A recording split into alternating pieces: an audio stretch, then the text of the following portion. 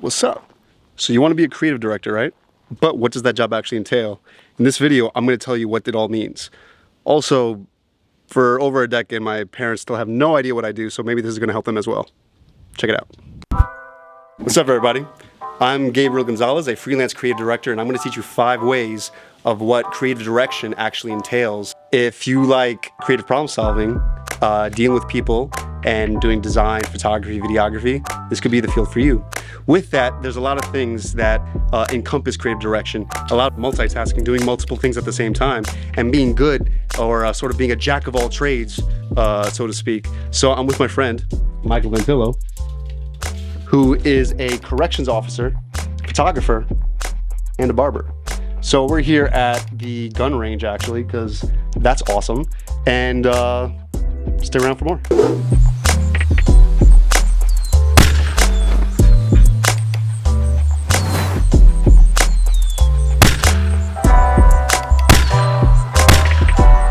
So 1, we work with clients and team members to come up with ideas and concepts. There's a lot of people involved in this. This is the start of the creative process, and it begins with a client brief for strategists to develop a creative brief.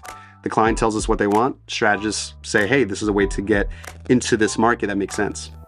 This streamlines the whole process and lets us know what we're doing, why, and also for who it's for. We work closely as a team with clients and account members, which are the middleman of the client, and again, strategists that help us give a general idea of what we're even doing. Project managers are also involved, and they oversee the project, make sure that's on track, that it's going to meet those deadlines, but also make sure that team is staffed out. A good project manager actually sees a problem coming way in advance and solves it before it becomes an issue. Now, there's a lot of people here. There's a lot of cooks in the kitchen, but a good creative director can listen to everybody's input and make everyone feel valued while also kind of disregarding or adhering to that critique and inputting that into the creative. This is a major part of creative director, where you're doing all these different things. They have their hands in a lot of different areas within the advertising or studio space. And this is where a jack of all trades, not just doing design, photography, video, but also having a business mindset comes in handy. So my buddy Mike here is a arms instructor as well as a photographer. And those things aren't related at all, but they actually do help him talk to his students in a different way. What were you saying before?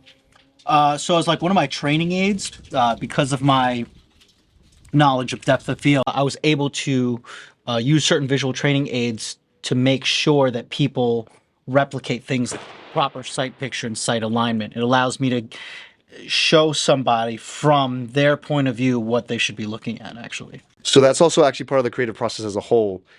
Problem solving. You know, you're taking one aspect of one field and applying it to another, and you're working with different people in different fields, but you're taking all of that knowledge and combining it to one thing to actually problem solve and get a project across the finish line. So the second part of being a creative director is actually making sure a project is on brand. We oversee the whole process of the creative development. For design, is this on brand? Does this communicate? Is this legible? If we're doing video, we're actually partnered with a production studio and making sure that the commercial or the spot or whatever video content we're creating is, 1, on strategy, 2, to the best of its ability, working with the director, with the DP, with a video editor, making sure that all coincides and that's hitting those targets, and kind of alongside with the project manager, making sure that we're meeting those deadlines. We're in this range in upstate New York, and it's pretty nice, but I just got to take a moment, like, look at this dude's ride.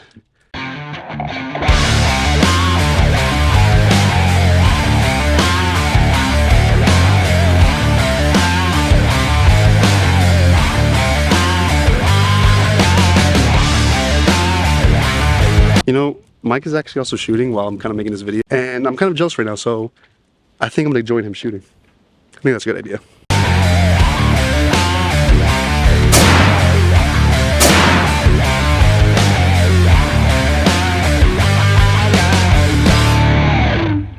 So making sure that the project stays on target, stays on brief, is pretty difficult. It's even harder to make sure that those budgets stay on target, which lead us to the third thing. And making sure it's on target, it's going to be a lot like this. Our fourth point, creative directors will oversee the work of graphic designers, copywriters, and art directors, and other creative professionals. This is when being a jack of all trades is pretty much a necessity to be a creative director. However, If you're on the other end of that, dealing with a creative director that's opposite of your specialty, like say a designer at 18 years old, you know, working with a creative director that came from a copy background that has no idea what they're doing, and they just lead you down a black hole of despair, giving you wrong direction, telling you like, yeah, make this white text over this light gray background, and it's completely illegible, but say it's the best thing ever, and just completely mess up your entire life and have you, yeah, it doesn't feel good. If you're a writer and want to be a creative director, really understand what makes good design. If you're a designer, you have to really read a lot and understand this is solid copy and it's short, it's pithy, and this is why it makes sense. As a CD, you should be able to do any part of the creative job. This is again to all give that clear, precise direction. And for our fifth and final component to being a creative director is responsible for final sign-offs. This is pretty self-explanatory, but we make sure that the creative is on point, it's good to go, and we share it out with our project managers to share it out with the account team to share it to the client. Now, designers and copywriters, try to have a little bit of grace with your creative directors, because we're working with the same deadlines that you do. It's always pretty tight. You'll always want to have more time, but you know, we're dealing with deadlines, and the client at the end of the day is the ultimate boss. So we try to make sure those deadlines are met, staying on budget, staying on task, staying on brief, making sure that the creative is as good as possible, while also giving a lot of encouragement to the creatives to make sure they get the best work out of the creative team, right? Because when a good creative feels encouraged that they're doing the right thing, that output shows. So to wrap it up, a creative director also has to have an eye for detail. This is obviously the utmost important thing. Detail for teams, detail for creative work. Also, a good creative director will be able to manage those teams of designers, of writers, of strategists, of account members and project managers, able to do that in a succinct way that makes everyone feel valued. In addition to these duties, we also have to work with clients and present to them almost on a regular, sometimes daily basis, to make sure that the client feels heard, that the client knows that, wait a second, this creative is going to speak to my audience and there's going to be a tangible result from the work that's made. And a creative director also builds on this relationship too, and it's also the benefit of the agency itself. Overall, it's definitely a job that deals with juggling like 5 different things at the same exact time. So get used to being a jack of all trades.